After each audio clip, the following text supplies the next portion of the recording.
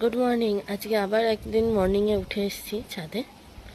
আজকে তোমাদের সাথে শেয়ার করে নেব আমার ছাদ বাগানটা। এই দেখো, আজকে আবার তিনখানা রেন লিলি হয়েছে, আমার খুব ফেভারিট।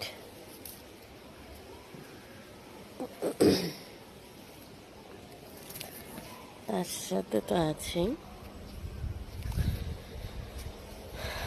বেল, জুঁই,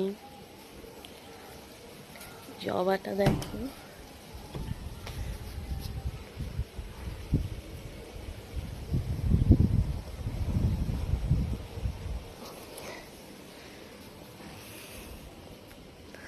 পেয়ারা হয়েছে আমার কাছে, পেয়ারাগুলো। এছাড়া দেখো সাদা জবা,